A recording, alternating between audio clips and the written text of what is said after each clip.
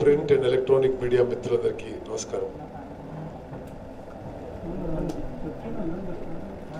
గత కొన్ని నెలల నుంచి మున్సిపల్ శాఖ మంత్రివర్యులు ముఖ్యమంత్రి కొడుకు కేటీ రామారావు గారు ట్రిపుల్ 1 జియోకి వ్యతిరేకంగా అక్రమ నిర్మాణం చేసుకున్న విషయం, ఆ విషయాన్ని సహచర పార్లమెంట్ సభ్యులు వర్కింగ్ ప్రెసిడెంట్ రేవంత్ రెడ్డి గారు ఆ విషయాన్ని పాయింట్అవుట్ చేయడం, ఆ తర్వాత జరిగిన కేసులు పెట్టి రేవంత్ రెడ్డి గారిని ఇబ్బంది పెట్టడం, ఇవన్నీ మనం గతంలో 2-3 నెలల నుంచి చూస్తున్న విషయాలు. ఆ విషయంలో కేటీ రామారావు గారు నిర్మించుకున్న ఇల్లు అక్రమ నిర్మాణం, ప్రస్తుతం ఉన్న నిబంధనలు, రెగ్యులేషన్స్, రూల్స్కి వ్యతిరేకం, ఇర్రెగ్యులర్ కన్స్ట్రక్షన్, ఇల్లీగల్ కన్స్ట్రక్షన్ విషయంపై రేవంత్ రెడ్డి గారు నేషనల్ గ్రీన్ ట్రిబ్యునల్ని కేసు వేయడం జరిగింది. వారు నిన్న ఆర్డర్ ఇవ్వడం జరిగింది. ఈ విషయం యొక్క పూర్వపరాలు, ఆ వివరాలన్నీ కూడా రేవంత్ రెడ్డి గారు తెలియజేస్తారని చెప్పి మనం చేస్తున్నారు. మీడియా మిత్రులకు నమస్కారం.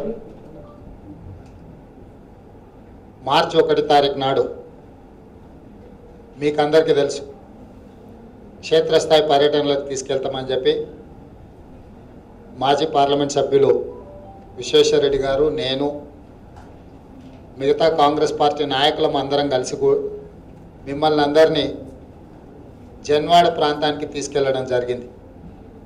అప్పుడు ప్రధానంగా 111 జీవోను ఉల్లంఘించి నియమ నిబంధనలకు విరుద్ధంగా మున్సిపల్ శాఖ మంత్రి కేటీఆర్ గారు దాదాపుగా 25 ఎకరాలల్లో 1,00,000 స్క్వేర్ ఫీటు అక్రమ నిర్మాణం ద్వారా ఒక పెద్ద గొప్ప విలాసవంతమైన ఫామ్ హౌస్ నిర్మించండి అని చెప్పి మీకు అందరికీ ప్రత్యక్షంగా చూపించడం జరిగింది. ఆ ఫామ్ హౌస్లకు వెళ్ళడానికి రహదారి లేక వట్టినావులపల్లి ప్రాంతంలో ఉండే చెరువుల నుంచి ఆ ప్రాంతంలో వర్షాలు పడితే ఆ నీళ్ళన్నీ కూడా ఒక ప్రధానమైన నాలా ద్వారా గండిపేటకు చేరుకుంటాయి. గండిపేట, హిమాయత్ సాగర్ ఈ రెండు హైదరాబాద్ ప్రజల యొక్క దాహార్తిని తీర్చడానికి 100 సంవత్సరాల ముందు నిజాం నవాబు గారు నిర్మించి దాదాపుగా 20 లక్షల జనాభాకు తాగడానికి నీళ్లను అందిస్తున్న గండిపేటకు ఏవైతే అదేవిధంగా చెరువుల నుంచి నీళ్ళు వెళ్తాయో ఆ నాలాను పూర్తి చేసి దాదాపుగా 50 ఫీట్ల వెడల్పున కేటీఆర్ గారు ఒక పెద్ద రోడ్ వేసుకొని ఆ విలాసవంతమైన ఫామ్ హౌస్కి దారిని ఏర్పాటు చేసుకున్నాడు. ఇక్కడ ప్రధానంగా కాంగ్రెస్ పార్టీ 111 జీవో ఉల్లంఘననే కాకుండా ఏదైతే వాటర్ బాడీస్ను ప్రొటెక్ట్ చేయాలనో వాటిని కూడా నిబంధనలు ఉల్లంఘించి కేటీఆర్ గారు అక్కడ భవంతి నిర్మించుకున్నాడు. కాబట్టి మున్సిపల్ శాఖ మంత్రిగా 111 జీవోను అమలు చేయాల్సింది, నియమ నిబంధనలు ఉల్లంఘించిన వాళ్ళ మీద చర్యలు తీసుకోవాల్సింది సంబంధిత శాఖ మంత్రిగా కేటీఆర్ గారి మీదనే ఉంది. ఆయన చర్యలు తీసుకోకపోను అదే ప్రాంతంలో చాలామంది చిన్న వాళ్ళు, పేదవాళ్ళు, మధ్యతరగతి, దిగువ తరగతి వాళ్ళు 2 అర్రలు 3 అర్రలు వాళ్ళ జీవితకాలం మొత్తం కష్టపడి 50 గజాలలో 100 గజాలలోనో ఎకరా 2 ఎకరాలలో చిన్న లేఅవుట్లు వేసుకొని కట్టుకుంటే 2018 గ్రీన్ ట్రిబ్యునల్ 111 జీవోకు వ్యతిరేకంగా జరిగిన నిర్మాణాలు అన్నిటిని కూడా కూలగొట్టమన్నదని చెప్పి పేదవాళ్ళ మీద ఈ ప్రభుత్వం ప్రతాపం చూపించింది. ఆ సందర్భంగా పేదవాళ్ళ ఇల్లు కూలగొట్టడమే కాకుండా ఈ జీవోను అడ్డం పెట్టుకొని టీఆర్ఎస్ పార్టీని వ్యతిరేకించిన వాళ్ళు, టీఆర్ఎస్ పార్టీకి వ్యతిరేకంగా ఇతర పార్టీలలో ఉన్న వాళ్ళను, అదేవిధంగా వ్యాపారాలలో ఉండి వాళ్లకు అవసరమైన మామూలు చెల్లించని వాళ్ళందరి మీద కూడా ఈ జీవోను అడ్డబెట్టుకొని కూలగొట్టడం జరిగింది. వాళ్ళందరూ నా దృష్టికి, విశ్వేశ్వరరెడ్డి గారి దృష్టికి, స్థానిక కాంగ్రెస్ పార్టీ నాయకుల దృష్టికి మావందరి నిబంధనలకు వ్యతిరేకంగా ఉన్నాయని కూలగొట్టడం, మా లేఅవుట్ల అన్నిటిని కూడా వేసిన రోడ్లను కూడా జేసీబీ మిషన్లు పెట్టి గుంతలు తవ్వడం ద్వారా మమ్మల్ని ఇబ్బందికి గురి చేసి మా ఆస్తులను ఎంతో విలువైన ఆస్తులను తునమో పనమో ఇచ్చి కొనుక్కునే పరిస్థితులు కల్పించారు. అదే సందర్భంలో శాఖ మంత్రిగా ఉన్న కేటీఆర్ మాత్రం విలాసవంతమైన ఒక ఫామ్ హౌస్ను 25 ఎకరాలలో నిర్మించుకున్నాడని మాకు ఫిర్యాదు చేయడం జరిగింది. వీటన్నిటిని వివరాలు సేకరించిన తర్వాత ప్రజాప్రతినిధులుగా మా బాధ్యత అని చెప్పి పాత్రికేయ మిత్రులను ప్రసార సాధనాలు అందరిని కూడా తీసుకెళ్ళి పేద ప్రజలకు ఒక న్యాయము, పెద్దలకు ఇంకొక న్యాయం జరుగుతుంది. 111 జీవోను రాష్ట్ర ప్రభుత్వం వివిధ సందర్భాలలో కేసీఆర్ గారు ఎత్తేస్తామని చెప్పినప్పుడు ఒకవేళ ప్రభుత్వం జీవోని ఎత్తేయాలనుకుంటే కాంగ్రెస్ పార్టీకి ఎలాంటి అభ్యంతరం లేదు. ఎత్తేసే ఉద్దేశమే ఉంటే పేదవాళ్ళే కూలగొట్టాల్సిన అవసరం లేదు. ఎత్తేసే ఉద్దేశం లేదు, నిబంధనలు అమలు చేయాలనుకున్నప్పుడు మొదట పెద్దవాళ్ళే కూలగొట్టి పేదవాళ్ళ దగ్గరికి రావాలనేది కాంగ్రెస్ పార్టీ ప్రధానమైన డిమాండ్ ఉండే ఆ రోజు. ఆ డిమాండ్తోనే మేము అక్కడికి వెళ్ళి ప్రజలకు విజ్ఞప్తి చేయదలుచుకున్నాం. ఏ విధంగా రాష్ట్ర ప్రభుత్వం నిబంధనలు ఉల్లంఘించి పేదవాళ్ళకి ఇబ్బంది కలిగించి పెద్దోళ్ళు ఎట్లా భవంతులు నిర్మించుకుంటున్నారో ప్రజల దృష్టికి తీసుకొచ్చినాము. అయితే ఆ ప్రశ్నకు సమాధానం చెప్పకుండా డ్రోన్ కెమెరా నడిపినరాని, ఆ డ్రోన్ కెమెరాను రేవంత్ రెడ్డి నడిపిండని చెప్పి మొదటి రోజు మమ్మల్ని అరెస్టు చేసినప్పుడు విశ్వేశ్వరరెడ్డి గారిని, నన్ను, మిగతా నాయకులను పోలీస్ స్టేషన్కు తీసుకెళ్ళి 151 నిబంధనల ప్రకారం ప్రభుత్వం అంటే పోలీసుల ఆదేశాలను ఉల్లంఘించిందని స్టేషన్ బెయిల్ ఇచ్చి పంపించారు. 2 రోజుల తర్వాత మరి వాళ్ళ మీద ఎలాంటి ఒత్తిడి వచ్చిందో మాకు తెలీదు. సెక్షన్స్ ఆల్టర్ చేసి ఎఫ్ఐఆర్ చేసి రకరకాల సెక్షన్స్ పెట్టి నన్నే కాదు కోకపేట ప్రాంతంలో గండిపేట జడ్పీటీసీ జైపాల్ రెడ్డి నుంచి మొదలు పెడితే చాలామంది సర్పంచులను, ఎంపీటీసీలను దాదాపుగా 11 మందిని ముద్దాయిలుగా భావించి 7 మందిని అరెస్ట్ చేసి జైలుకు పంపించారు. ఈ విషయాన్ని కనుక్కోవడానికి స్టేషన్కి వెళ్ళిన నన్ను కూడా జైలుకు పంపించడం జరిగింది. బెయిల్ రావడానికి 14 రోజులు పట్టింది. సరే, అదంతా న్యాయపరంగా మేము పోరాటం చేస్తాం. అయితే ఇక్కడ ప్రధానంగా కాంగ్రెస్ పార్టీ డిమాండ్ చేస్తున్నది ఒకటే, నువ్వు గ్రీన్ ట్రిబ్యునల్ ఆదేశాల మేరకు, సుప్రీంకోర్టు ఆదేశాల మేరకు ఉమ్మడి ఆంధ్రప్రదేశ్ ఇచ్చిన జీవో 111 అమలు చేయాల్సిన బాధ్యత ఉన్న కేటీఆర్ గారే జీవోను ఆయనకు నచ్చిన వాళ్ళకు ఒక రకంగా, నచ్చనోళ్ళకి ఇంకొక రకంగా వాటిని అమలు చేస్తున్నాడు. కాబట్టి నువ్వే స్వయంగా నిబంధనలు ఉల్లంఘించి నిర్మాణం చేసినావు కాబట్టి దీని మీద చర్యలు తీసుకోవాలని ప్రభుత్వానికి విజ్ఞప్తి చేసినాం. ప్రభుత్వ అధికారుల దృష్టికి తీసుకెళ్లే ప్రయత్నం చేసినాం. వాడు పెర్రచెవిన పెట్టిరు, మమ్మల్ని కేసులలో పెట్టిరు. కాబట్టి ఈరోజు నేషనల్ గ్రీన్ ట్రిబ్యునల్కి వెళ్ళి ఇక్కడ జరిగిన అక్రమాల మొత్తం వివరాలను ఫోటోలతో సహా, వీడియోలతో సహా పూర్తి వివరాలను తీసుకెళ్లి నేషనల్ గ్రీన్ ట్రిబ్యునల్లో ఫిర్యాదు చేస్తే వాళ్ళ ఫిర్యాదును స్వీకరించి ప్రత్యక్షంగా ఇక్కడ కేటీ రామారావుని పార్టీని చేసినాం. Respondent number 8 KT Rama Rao. అతను నాకు తెలీదు, లేకపోతే ఏదో అధికారులకు ఆదేశాలు వచ్చినా తప్పించుకోవడానికి లేదు. మున్సిపల్ శాఖ మంత్రిగా ఈ నిబంధనలు ఉల్లంఘించి అక్రమ నిర్మాణాలు చేసిండని అతన్నే ముద్దాయి ప్రతివాదిగా చేర్చి ఇవాళ గ్రీన్ ట్రిబ్యునల్ నుంచి మేము ఆదేశాలు తీసుకురావడం జరిగింది. ఈ ఆదేశాల మేరకు 8 మంది అధికారులతో, అంటే కేంద్ర మంత్రివర్గం ఫారెస్ట్ అండ్ ఎన్విరాన్మెంట్ డిపార్ట్మెంట్ నుంచి ఒకరు, రాష్ట్రంలో ఉండే 7 మంది కీలకమైన శాఖలకు సంబంధించిన ప్రిన్సిపల్ సెక్రటరీలు, కమిషనర్లు, వాటర్ లేక్ బాడీ వాళ్ళను అందరినీ కలిపి ఒక కమిటీని కాన్స్టిట్యూట్ చేసి ఈరోజు విచారణకు ఆదేశించారు. ఇందులో జరిగిన నియమ నిబంధనల ఉల్లంఘన, వీటి మీద తీసుకోవాల్సిన చర్యలు, అదేవిధంగా దీనికి సంబంధించిన 2018 గ్రీన్ ట్రిబ్యునల్ ఇచ్చిన ఆదేశాల ఉల్లంఘనలకు సంబంధించి సంపూర్ణమైన రిపోర్టును 2 నెలల లోపల ఇవ్వండి అని చెప్పి ఇవాళ గ్రీన్ ట్రిబ్యునల్ ఆదేశాలు ఇవ్వడం జరిగింది. ఇప్పుడు కాంగ్రెస్ పార్టీ డిమాండ్, ఈ ఆదేశాలను, ఈ విచారణలో 7 మంది అధికారులు కేటీఆర్ శాఖలో పనిచేసే వాళ్ళే ఉన్నారు. శాఖ అధిపతిగా, మంత్రిగా మీరు ఆ కుర్చీలో కూర్చున్నప్పుడు మీ కింది స్థాయి సిబ్బంది మీ మీద నిష్పక్షపాతమైన విచారణ చేయాలంటే అవరోధం కలుగుతుంది. కాబట్టి ఇవాళ కాంగ్రెస్ పార్టీ డిమాండ్ చేస్తుంది, మీరు మంత్రిగా వైదొలగండి. మీ శాఖలో ఉన్న మీ కింది అధికారులు మీ మీద విచారణ చేసేటప్పుడు వాళ్ళ మీద ఒత్తిడి ఉండకుండా వాళ్ళు నిష్పక్షపాతమైన విచారణ సాగించాలంటే మీరు నైతిక బాధ్యత వహించి తక్షణమే మీరు మంత్రిగా వైదొలగాల్సిన అవసరం ఉన్నది. కేటీఆర్ గారు ఒకవేళ మంత్రిగా వైదొలగకపోతే ముఖ్యమంత్రి గారు తక్షణమే అతన్ని మంత్రివర్గం నుంచి తొలగించాలి. ఎందుకంటే చాలా సందర్భాలలో కేసీఆర్ గారు ప్రైవేట్ సంభాషణలలో మా పిల్లలు చేసేది ఏది నాకు సమాచారం లేదన్నట్టుగా మాట్లాడుతున్నాడని కొంతమంది అంటున్నారు.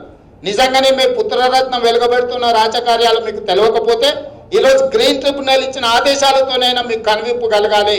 తండ్రి కొడుకులు ఇద్దరు పారదర్శకంగా పరిపాలన చెయ్యాలన్నా, ప్రజలకు నమ్మకం కలగాలన్నా, మీరు చేస్తున్న తప్పిదాలు ప్రజలకు తెలియాలన్నా, మీ మీద చర్యలు తీసుకోవాలన్నా మున్సిపల్ శాఖ మంత్రిగా కేటీఆర్ గారు తక్షణం వైదొలగాల్సిందిగా కాంగ్రెస్ పార్టీ డిమాండ్ చేస్తుంది. ఈరోజు కాంగ్రెస్ పార్టీ స్పష్టంగా ఇలాంటి అక్రమాలకు పాల్పడుతున్న మంత్రుల మీద చర్యలు తీసుకునే విధంగా మా ఒత్తిడి ఉంటుంది, మా కార్యాచరణ ఉంటుంది. కాబట్టి ఈ ఆదేశాలు వెలువడినాకైనా వాళ్ళకు కనువిప్పు కలగాలి. ఇంకొక అంశం, చిన్న చిన్న విషయాలలో నోరు ఎంతంటే అంత పారేసుకొని నోటికి వచ్చినంత చిల్లర మాటలు మాట్లాడుట్లా టీఆర్ఎస్ పార్టీ వాళ్ళు నిష్ణాతులు. మొన్న వ్యవసాయ శాఖ సమీక్ష సమావేశంలో కూడా మీరు చూసినారు, మంత్రి జగదీశ్వర్ రెడ్డి గారు ఎట్లా మాట్లాడినారు. మా పిసిసి అధ్యక్షులు ఎంపీగా ప్రజల సమస్యలు లేవనెత్తితే మరి చాలా సందర్భాలలో అసలు ఇట్లా మేము ప్రెస్ మీట్ అయిందో లేదో మరుక్షణమే బయటకు వచ్చి 10 మంది ప్రెస్సులు పెట్టి 10 మంది టీవీలకు వచ్చి మాట్లాడే టీఆర్ఎస్ నాయకులు 24 గంటలు అయిపోయింది జడ్జిమెంట్ వచ్చి. ఎందుకు ఒక్కరు కూడా బయటకు వస్తలేరు? ఎందుకు ఒక్కరు కూడా మాట్లాడతలేరు? తేలుకుట్టిన దొంగలాగా లోపల ఎందుకు దాచుకున్నారు? నేను అడుగుతున్న రాష్ట్ర ప్రభుత్వాన్ని సూటిగా, మీరు ఏ తప్పు చేయకపోతే మీరెందుకు వచ్చి బయటకు వచ్చి వివరణ ఇస్తలేరు? ఒకవేళ మీ తప్పు, ఒకవేళ తప్పు జరిగిందా ఒప్పు జరిగిందా, అసలు దీని మీద ఏం చర్యలు తీసుకోదలుచుకున్నారో ఎందుకు మాట్లాడతలేరు? టీఆర్ఎస్ నాయకులందరూ కూడా ఎందుకు పొక్కలోకి పోయి దాచుకున్నారని నేను అడుగుతున్నా. అంటే స్పష్టంగా తెలంగాణ సమాజం గమనించాలి. వీళ్ళు దొంగతనాలు చేసినప్పుడు, దొరికిపోయినప్పుడు తేలుకుట్టిన దొంగలాగా లోపల దాచుకుంటారు, బయటికి రా. 2-3 రోజులు అయిపోతే మీడియా ఈ అంశాన్ని వదిలేస్తుంది. ఆ తర్వాత మనం సమాధానం చెప్పాల్సిన పని ఉండదని చెప్పి ఇవాళ టీఆర్ఎస్ వాళ్ళు భావిస్తున్నట్టున్నారు. దీన్ని ఇంతటితో వదిలే సమస్యనే లేదు, భవిష్యత్ కార్యాచరణ ఉంటుంది. ఏమాత్రం చిత్తశుద్ధిన కేటీఆర్ గారు బయటకు వచ్చి వివరణ ఇవ్వాలి. నిర్దిష్టమైన ఆరోపణ నీ మీదనే చేస్తున్నాం. మున్సిపల్ శాఖ మంత్రిగా నిబంధనలు ఉల్లంఘించి నిబంధనలకు విరుద్ధంగా అడ్డగోలుగా మీరు అంతస్తుల భవనం కట్టుకొని ఈరోజు ప్రజలను అందరినీ కూడా ఏమార్చే పని మీరు చేస్తున్నారన్న నిర్దిష్టమైన ఆరోపణ మీ మీద చేస్తుంది కాంగ్రెస్ పార్టీ. మీరు బయటకు వచ్చి ప్రజలకు జవాబు చెప్పాల్సిందిగా కాంగ్రెస్ పార్టీ డిమాండ్ చేస్తుంది.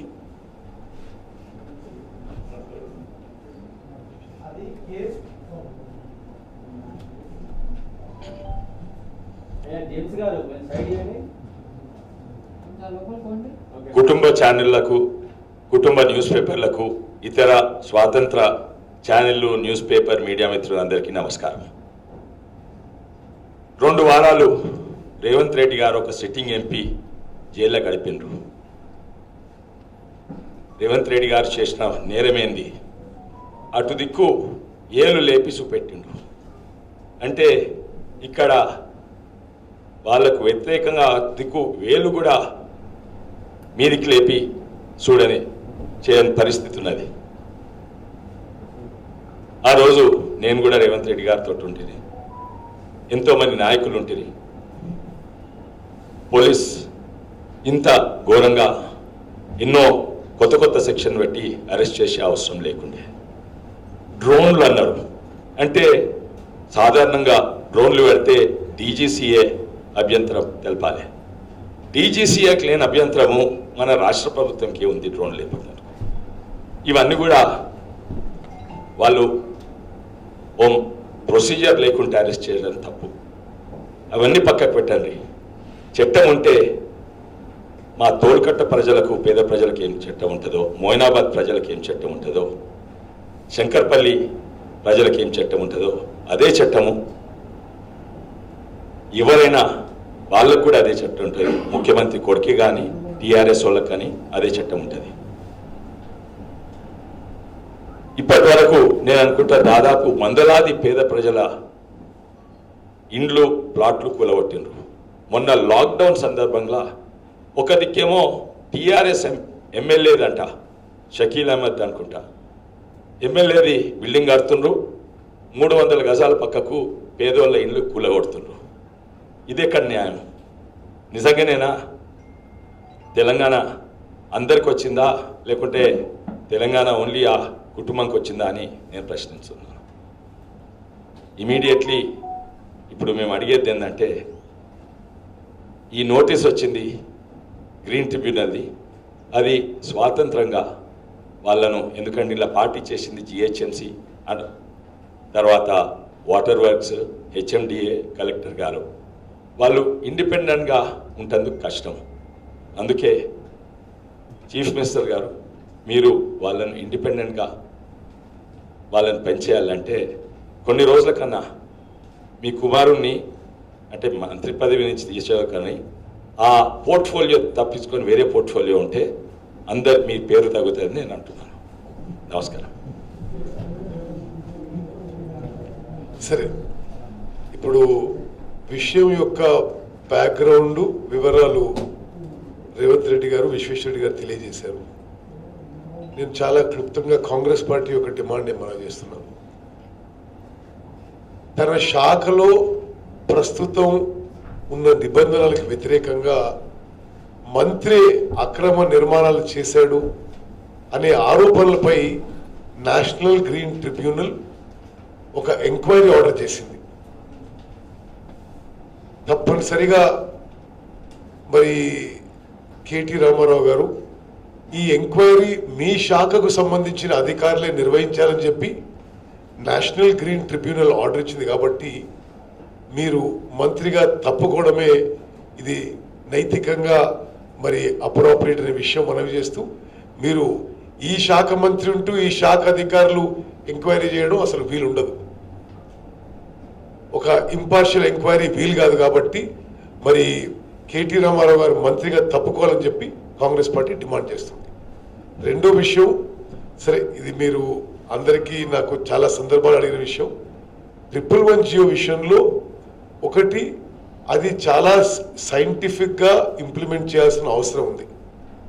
అనేక సందర్భాల్లో మరి ఈ వాటర్ బాడీస్కి దగ్గరగా లేని ప్రాంతాలు, క్యాచ్మెంట్ ఏరియాస్లో లేని ప్రాంతాలు కూడా పెట్టి కొంతమంది రైతులు బీదవారు ఇబ్బంది పడుతున్నారు.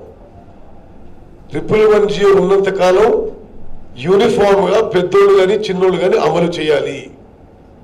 అది రివ్యూ చేసినప్పుడు మరి తప్పనిసరిగా ఇప్పుడున్న వాటర్ బాడీస్ని ప్రొటెక్ట్ చేసే విధంగా దాన్ని రీస్ట్రక్చర్ చేయాలి, రిఫార్మ్ చేయాలని చెప్పి కాంగ్రెస్ పార్టీ గతంలో స్టాండ్ తీసుకుంది. ఇప్పుడు కూడా అది స్టాండ్ అని చెప్పి మనం చేస్తున్నాం.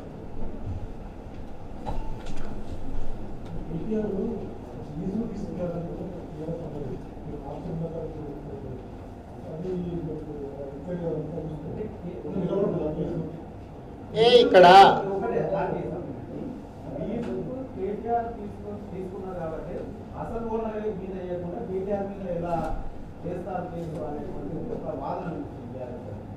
ఇప్పుడు ఇక్కడ ప్రధానంగా నన్ను అరెస్ట్ చేసి జైలుకు పంపించినప్పుడు, నా బెయిల్ విచారణకు వచ్చినప్పుడు పోలీసులే ఒక మెమో ఫైల్ చేశారు హైకోర్టులో. ఇక్కడ కేటీఆర్ గారు నివసిస్తున్నారు, ఈయన ముఖ్యమంత్రి కేసీఆర్ గారు తనయుడు కాబట్టి ఈ ప్రాంతంలో ఎవరు పర్యటించినా కేటీఆర్ గారి ప్రాణాలకు ముప్పు ఉన్నది అని చెప్పి హైకోర్టులో పోలీస్ శాఖ వాళ్ళు అఫిడవిట్ ఫైల్ చేసిండ్రు. పోలీస్ శాఖ వాళ్ళు ఇది వేరే వాళ్ళ స్థలము, ఆ స్థలము ఇతను లీజుకు తీసుకున్నాడని ఫైల్ చేయలే. ఇప్పుడు టీఆర్ఎస్ వాదన బాల్కసుమన్ అనేవాడి మాట్లాడిన మాటను కేటీఆర్ ఎక్కడ ఎండార్స్ చేయలేదే.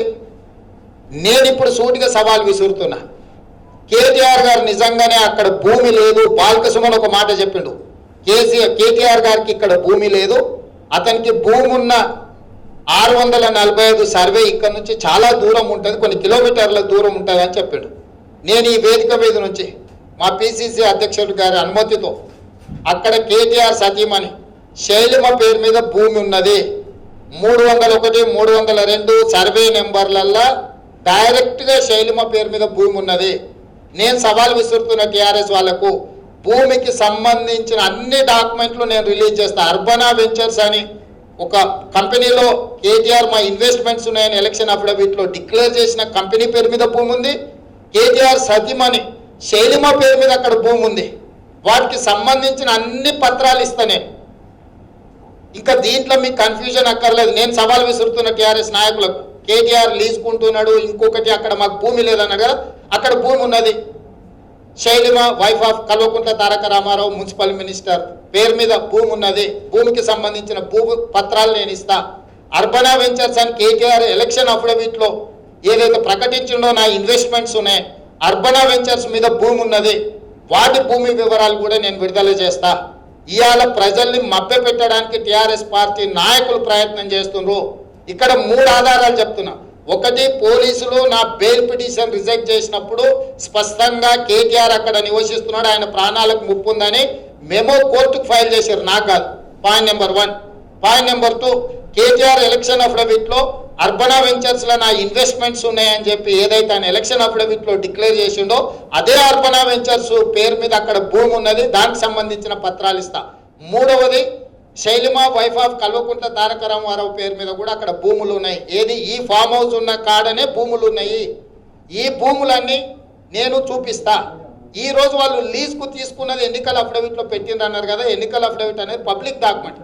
మీరు వెళ్ళండి, ఎక్కడైనా కానీ కేటీఆర్ లీజ్కున్నట్టు, ఒక ఈచ్ భూమిలో లీజ్కున్నట్టయినా ఆయన ఎలక్షన్ అఫిడవిట్లో ఉందేమో చూపించండి. ఒకవేళ వాళ్ళు లీజ్కుంటే ఆ భూములు ఎవరివి, ఏ నేరస్తులు ఆ భూములు, ఏ నేరస్తుల నుంచి కేటీఆర్కి భూములు బదలాయింపు జరిగింది?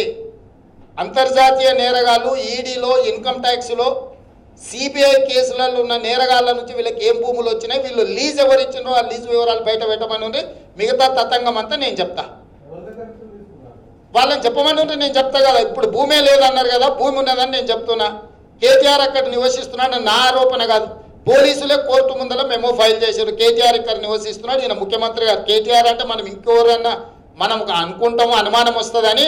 ఈయన Kalvakuntla Chandrasekhara Rao, chief minister of Telangana son, ఈ స్టేయింగ్ హియర్, ఈ రిసైడింగ్ హియర్ అని చెప్పి వాళ్ళు మెమో ఫైల్ చేసిండ్రు. కాబట్టి పోలీసుల వివరాల ప్రకారం మేము కేటీఆర్కు రక్షణ కల్పిస్తున్నాం, ఈయన ముఖ్యమంత్రి గారు కుమారుడనే కోర్టు ముందర అఫిడవిట్ ఫైల్ చేసిండ్రు.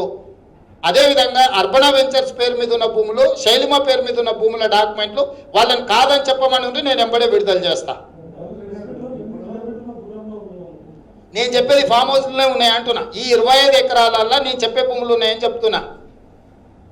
7 కిలోమీటర్ల అవతల ఉన్న భూములు వేరు, నేను వాటి గురించి మాట్లాడతలేను. అవన్నీ 645 సర్వే నెంబర్ పక్కన ఉండేటివి, ఆ భూములు వేరు. 301 నుంచి 313 సర్వే నెంబర్ వరకు ఈ కేటీఆర్ ఫామ్ హౌస్ భూములు ఉన్నాయి. 301 నుంచి 313 సర్వే నెంబర్ జన్వాడ గ్రామంలో కేటీఆర్ సతీమణి పేరు మీద కేటీఆర్ కంపెనీ అయిన అర్బనా వెంచర్స్ మీద భూములు ఉన్నాయి. భూమికి సంబంధించిన భూపత్రాలు అన్ని కూడా నేను విడుదల చేస్తే నేను సవాల్ విసురుతున్నా. ఒకవేళ నేను విడుదల చేయకపోతే వాళ్ళు విధించే శిక్షకు సిద్ధంగా ఉన్నా. ఇప్పుడు వచ్చి మాట్లాడమనుంది కేటీఆర్ను.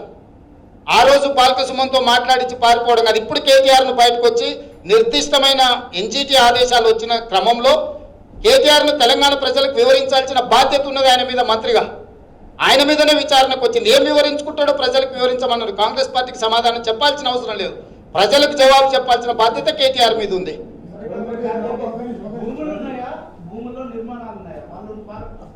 ఇప్పుడు విచారణ అధికారులు తేల్చాల్సింది అది.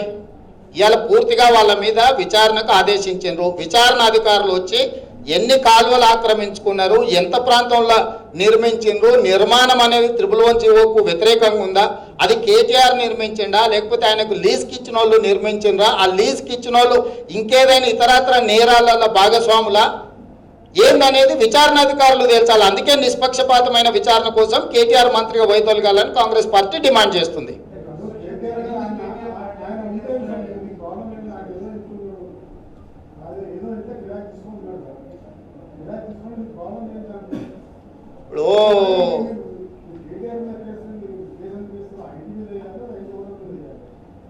నేను అనేది అది ఇల్లీగల్ కన్స్ట్రక్షన్. రిసైడింగ్ చేసే వాళ్ళు కూడా ఇప్పుడు మర్డర్ జరిగి ఒక బండి తీసుకెళ్ళి పోలీస్ స్టేషన్లో పెడతారు రికవరీలో.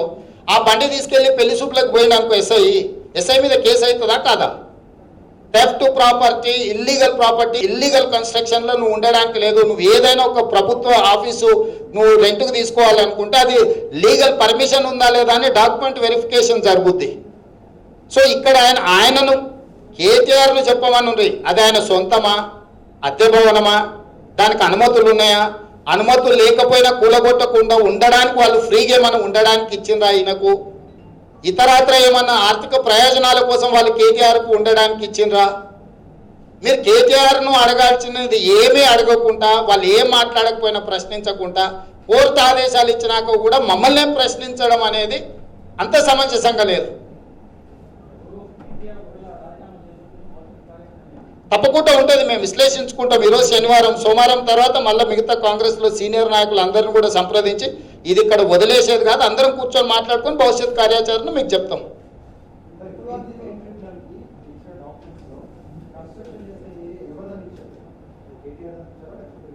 మీరు ఒక్కసారి అది మొత్తం చదవండి, అఫిడవిట్ మొత్తం చదివితే మీకు అన్న వివరాలు తెలుస్తాయి. చాలా ఎలాబరేట్గా ఉంది అది. ఆ ఎలాబరేట్ అఫిడవిట్ మీరు చదవండి.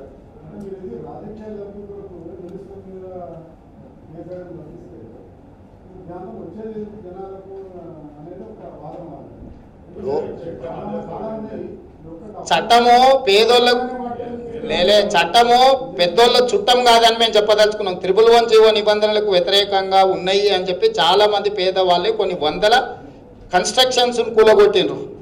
పేదవాళ్ళే కూలగొట్టి పేదవాళ్ళ లేఅవుట్లు అన్నిటిని కూడా గోతులు తవ్వించి పేదవాళ్ళ భూములు అగ్వకు టీఆర్ఎస్ వాళ్ళు కొనుక్కొని వాళ్ళు పెద్ద పెద్ద భవంతులు నిర్మించుకుంటున్నారు. ఈ చట్టాన్ని అమలు చేయాల్సిన మంత్రి గారే, ముఖ్యమంత్రి గారి సుపుత్రుడే ఇట్లాంటి దొంగ పనులు చేయడం మంచిది కాదు. మనం ఆదర్శంగా ఉండాలి. ఆదర్శంగా ఉండాల్సినోడే అడ్డగోలుగా తప్పులు చేస్తున్నాడు. కాబట్టి ఒక్క వ్యక్తిని అంటే ఇట్లాంటి వాడిని ఒక్కరిని శిక్షిస్తే కొన్ని కోట్ల మందికి ఇది ఒక ఎగ్జాంపుల్ అవుతుంది. కాబట్టి అతని మీద ఒత్తిడి చేస్తున్నాం.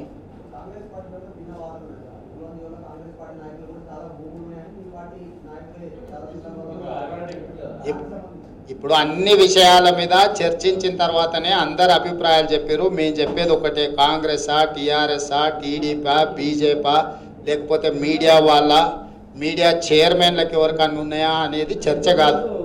111 జీవోకు ఒక స్పిరిట్ ఉంది. యాజ్ ఇట్ ఈస్గా స్పిరిట్ ప్రకారం జీవోను అమలు చేయండి అని కాంగ్రెస్ పార్టీ డిమాండ్ చేస్తుంది. అంతే తప్ప దీంట్లో వ్యక్తుల ప్రాధాన్యం లేదు, చట్టమే ప్రాధాన్యతతో కూడుకున్నట్టు అమలు చేయమని కాంగ్రెస్ పార్టీ డిమాండ్ చేస్తుంది.